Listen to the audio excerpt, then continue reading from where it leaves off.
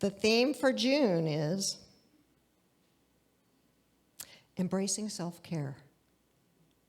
And this one is really near and dear to my heart because, wow, in my life, self-care was not something that I was taught about, and it was by not practicing self-care that I really learned some of my most important lessons. And so today's talk title is The Evolution of Self-Care. And I learned from reading the materials that the evolution of self-care started in the 50s, that term and that idea of self-care in the medical field. And they were telling patients to have self-worth because they thought if we, as a person, thought about themselves that they were worthy, that they would make better choices for themselves. And so I started thinking about this and relating it to my own life. And I could absolutely relate. So I think last week I may have mentioned that there was a time where I had low self-esteem. I feel like I was plagued by low self-esteem. Probably, I can't remember. I was thinking about it, trying to remember when it first occurred. And it just could have occurred when I was 18 and I got kicked out of my house and my spiritual religion of upbringing. What I know happened then was I lost a huge part of my self-identity, and I know that I had low self-esteem. And so what I did was I drank a lot, did drugs, I did everything to not feel the low self-esteem, the shame, the guilt, whatever it was that I was feeling, right? So I was trying to not feel. And years later, it was about 10 years of that journey of just, I would say, self-destructive behavior. And I lived through it, gratefully. But one of the things, and I wasn't really sure, like, drinking is not the issue. It was what's underneath the drinking, right? And it was low self-esteem. It took me a long time to figure that out. So as far as self-care goes, it wasn't until 28 that I hit a bottom and I thought, whoa, I need to make a change, or maybe I'll kill someone or kill myself, right? I lived through that. So self-care started to look like going to 12-step meetings and connecting in with a community and feeling loved and supported and accepted just for who I was. And it also looked like reading good books. And I got a hold of a book that was really instrumental for my recovery process called The Way of Love by Gerald Jampolsky. Has anybody else read that one? That was a good one, right? And in there it mentioned A Course in Miracles. And so I thought, well, what's that? So I got the Course in Miracles book. I found a Course in Miracles study group, and I started studying Course in Miracles. And one of the things about Course in Miracles is that, it's in alignment with our teaching, that we're whole, perfect, and complete just the way we are. And that was like the beginning, kind of a light bulb moment of, I could start to let go of this unworthiness feeling, this guilt, this shame, all the things that were plaguing me, really. And they were hiding my light, right? I was afraid to come out because I didn't think I was good enough or whatever. And so, going on, my self-care journey began to look like eating better. It's really interesting in our society. I find it so weird. Think about it. Whenever we do something wonderful and we want to celebrate, we have a tendency to do self-destructive things. Isn't that strange? There's this book I read called Conscious Love, right? And it talks about this upper limits problem.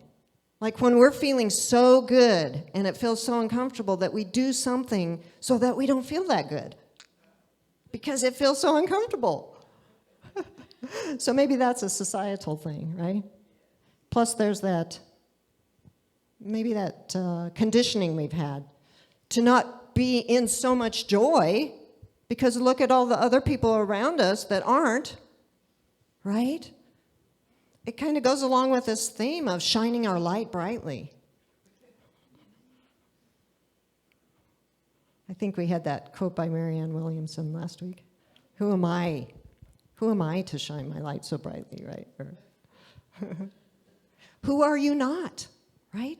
One of the wonderful things about this science of mind and spirit philosophy is that we believe there's only one. There's that one infinite source and supply of all of life that's seen and the unseen, and we're part of it.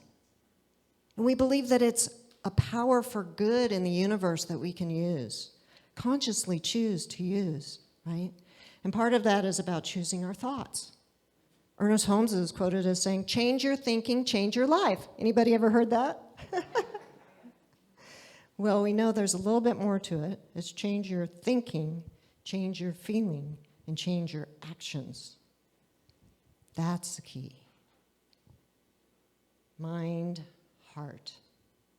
So this thing about self-care, right?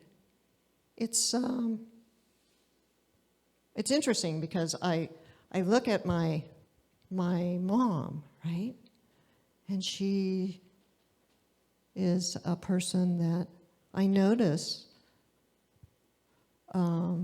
maybe didn't know about self-care, right? And so I didn't learn about self-care. And so I'm like, oh, no wonder I didn't know about self-care, right? And probably, there's a whole generation of us that were taught to put others above ourselves, right? And so there's this huge societal, cultural shift that needs to happen in our minds about self-care. There's a quote I have here. Let's see. What is it? This quote says, it's by Audre Lorde. It says, self-care is not self-indulgence, it's self-preservation. So how do we shift our thinking about self-care? To put ourselves first. My self-care is so important. I have a perfect example of that because I did not get a day off this week. So, and I feel it. I feel it a lot. But you know what? It's, I made that conscious choice. It wasn't like I was being unconscious about it. So the reason why this topic is so important to me is because it took me a lot of years to learn how to care for myself. I mean, I knew I had to go to, have a job and, earn money and work and have a place to live. And, I could do that. I did that. But what about my internal self-care? What about my feelings? I'm a highly sensitive person. And I didn't know how to take care of my inner being, my inner wellness. And so, as a result, I don't want to go into the details, but I crashed and burned. Crashed and burned, had a breakdown, right? And part of the thing was that I was raised to think that it was a good thing to be helpful. Right? You would think it's a good thing to be helpful. Well, I think it is, and there's a difference between being helpful and being supportive. And that's part of the thing I've learned in my self-care journey. To not just jump in and automatically start helping somebody without asking them first. Because that can be taking away from them their own learning experience, right? Can anybody relate to that? Well, it was like I got my hand bit several times because I was so helpful. People did not want me to just jump in and do for them, right? So that was part of my self-care journey, was to learn how to be supportive and not so helpful. Seems counterintuitive, but it's important. I learned, right? And one of the things that goes along with that in my self-care journey was then I could learn how, and I really needed to learn how to say no. Because I was so helpful, people would ask me for help. And I was kind of a handy gal, and people wanted to hire me. And I'm like, thank you. All right. Yes. Okay. So then what happened was my calendar got way too busy. I mean, it was detrimental to my well-being. And so then I had to learn about self-care, of learning how to say no. And it was really hard for me to say no. And so I devised a strategy to help myself by saying, you know what? I would really love to do that for you, but I really recognize I need to do that for myself first. And so that's what I started saying. Or I would say, I'll have to check my calendar and get back to you. So it was just that pause, instead of saying automatically yes, that allowed me to feel into my own self. Like, how am I feeling? This is one of the things that I learned. In this county, they hired trainers to come to the county for people who had lived experience. I'm one of these people that had lived experience of addiction and or mental health challenges, or both. That's me. And they hired trainers to come to Nevada County to teach us WRAP, which stands for Wellness Recovery Action Plan. And the Wellness Recovery Action Plan is this wonderful plan that helps you recognize what you need when things are starting to get too busy or whatever, like when there's a red flag. Like 1 year I locked the keys in my car 3 days in a row. That's a red flag. But also, then I found myself driving down Highway 49 on the wrong side of the road. That is a red flag, right? That's like, hello, something needs to change immediately, right? And so I recognized that as a red flag, and I was like, okay, so how am I feeling and what do I need? Those are the two questions that I learned about my self-care. How am I feeling and what do I need? And one of the things I needed to do in the beginning when I first started taking this class was they wanted you to list 5 supporters. Anybody that I could call at any time if I felt like I needed support. I could only think of 2. 2 people. So that was a huge realization that I need to increase my support network for my own well-being and my self-care. And so over the years, I worked on that, right? I could call so many people now today. And it's just such a blessing. One of the realizations I had years ago was that God blesses me by the people in my life. I am rich and abundant because of you, the people in my life, and many more. Right? Yeah. And it also helped me shift my thinking around abundance. Because there was a time where I was sharing this with somebody this week that I ate out of dumpsters. And it's illegal now. You could get a ticket for that or whatever. I mean, let's just waste the food so that people can go hungry. Hello. Oh my gosh, this world is interesting. So there have been times where when I had no money, none, right? And then I had a friend that said they didn't have any money, and I come to find out they had a couple $1,000s in the bank. Well, when I said I had no money, it was like no money, right? So it's all relative, but, so self-care, right? What happened for me during that time that I had no money was that I was spiritually bankrupt, right? And we know that scripture that says, seek ye first the kingdom of God, and all these things will be added unto you. And finally, at some point in my life, when I was recognizing that people were just showing up and supporting me and giving me work and feeding me and whatever, that I was doing my own internal work, and that there was a shift. There was a shift in my outer because my inner changed, and that's what Science of Mind is all about, right? It's about shifting our thinking, our feelings, our beliefs, our attitudes, and our actions to create a world that works for not only ourselves and our community, but a world that works for all. That's our vision, right?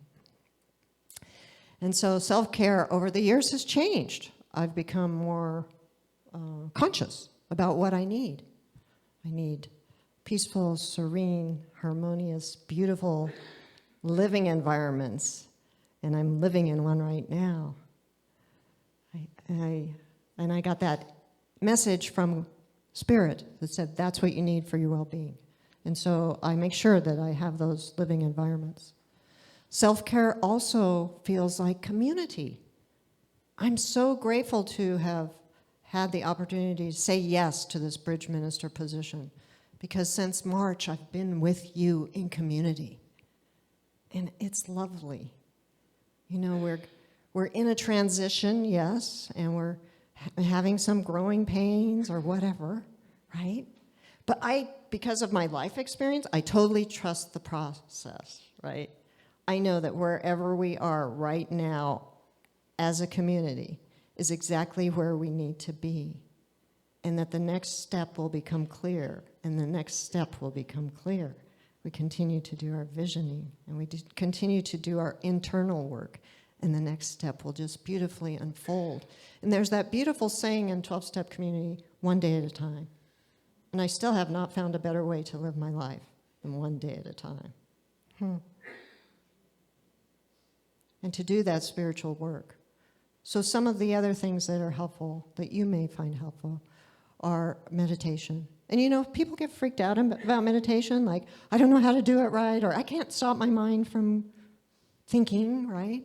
But there's contemplative meditation. That's right. What is your intention to contemplate? There's walking meditation. There's writing meditation. There's mindfulness meditation, where you can be mindful in every single moment when you're washing the dishes or going for a walk. Mindful walking meditation looks like this. I'm thinking about my heel on the ground and my foot and my toes as they move. And just being in that moment. And in those moments when we take the time to just be, that's where we can feel the presence, that infinite intelligence, that wisdom within us that comes from that one source, where we can hear the voice that says, you are whole, complete, and perfect, just as you are. Or we can hear the answer to a question we've been pondering of what's my next step in my life. Be, just be. That's the key. And so I would just like to end this with prayer. So I invite us to go within.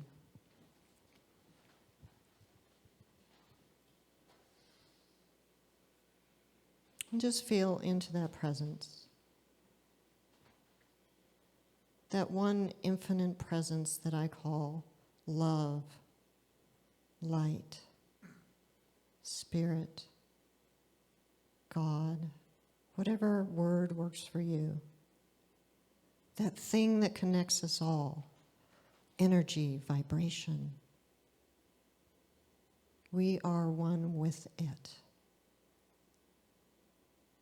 And we have that infinite intelligence within us always that can inform us around our own self-care.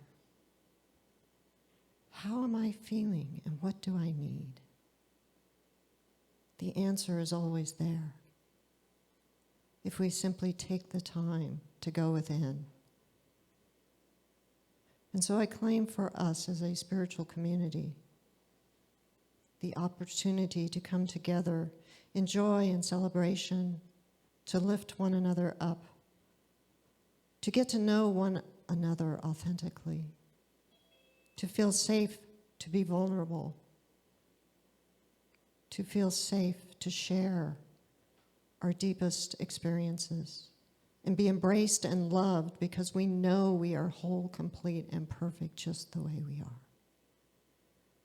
And so I claim for this center that there is a healing going on. There is a healing in mind, in thought, which we know affects our body and all of our life's affairs. And so I give thanks for the opportunity to have this wonderful philosophy called the science of mind and spirit that supports us in our daily application of creating a life that works for us and the world. I'm so grateful for the opportunity to take classes and book studies and dance and sing together and all the fun, playing games and just celebrating life. For it really is a blessing to be alive. I'm so grateful for all of life itself, knowing that the shadows of ourselves are needed as well as the light parts of ourselves, and that we are enabled to embody them, embody our whole self. And that's a key to allowing ourselves to love ourselves wholly, fully, allowing our light to shine brightly, because we need it right here, right now, more than ever on this planet during this human evolutionary process. Let's just say yes, yes, I love myself. And so with gratitude, I release this word into the law, knowing this as our truth, and together we say, and so it is. Thank you. Oh, wow, thanks.